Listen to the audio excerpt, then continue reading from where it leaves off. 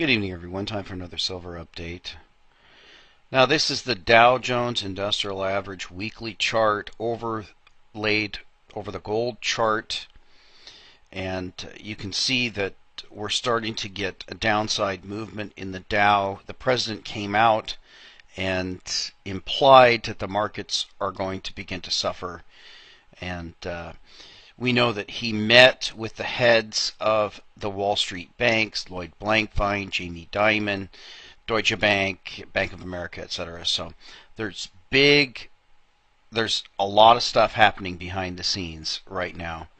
And the financial situation of the country is dire. There's a lot of stuff that hit on October 1st that wasn't even covered because of the news about Obamacare and the government shutdown. So there's a lot of stuff going on. The outrage at the Capitol with the Obama administration ordering that the World War II memorial be blocked off, even though it was a memorial that is normally open 24/7. It just doesn't have staff there except during the day. They actually went out and blocked it off, and then, even worse than that, apparently hired SEIU union thugs to come and protest the protesters. So a lot of crazy stuff happening. Shots fired at the Capitol. Apparently some woman trying to drive her car into the closed off area of the White House. Just wild stuff going on. But we can see from this chart that back in 2008, when the financial crisis hit, we had a dramatic decline in the stock market. Now, gold had a very minor decline percentage-wise. And of course, then in about October, that's when gold made a bottom. That was really the bottom of the crisis. But you can see that the stocks continued down after that. Were down significantly. So the percentage moves in stocks was enormous, while the percentage move in gold was very small. It appears that we're looking to do the same sort of thing this time. So we may get some downside in the metals as the stocks correct. But if it begins to verge on a financial crisis, then we'll probably see gold and silver stabilize and then start to move up, being that they really are the true safety play, even though the Wall Street shills and the prostitutes in the financial media always want to convince you that the bonds are the flight to safety. The real flight to safety, of course, is a flight to physical gold and silver, because they're not anybody else's debt obligation. They have no counterparty risk. They're the true safety.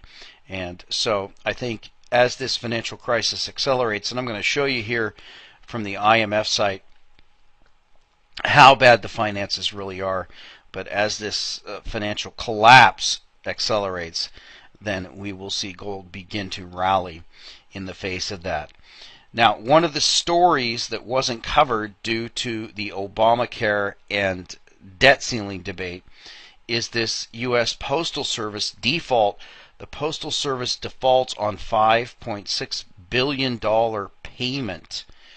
The U.S. Postal Service has defaulted on a $5.6 billion payment for retiree health benefits that was due on Monday, just as the Postmaster General had warned it would. Quote, "We have not made the required $5.6 billion retiree health benefits pre-funding payment due September 30th, 2013, wrote USPS spokeswoman Patricia Licata in an email to CNN Money. She added that the default has absolutely nothing to do with the federal government shutdown. Quote, "We have been saying for several months that we will be defaulting on this payment. This is the third time we have done so," Licata wrote. Now, if you're not familiar with this issue, basically the Congress has required that the post office, which is a quasi-government agency, supposedly, as they say here at the bottom of the article, unlike other federal agencies, the Postal Service isn't funded by taxpayers and is intended to function like a private business. Well, it's intended to, but it doesn't work. So they've defaulted on this payment. Now, this is payments that the Congress has required that the Postal Service put up to pre-fund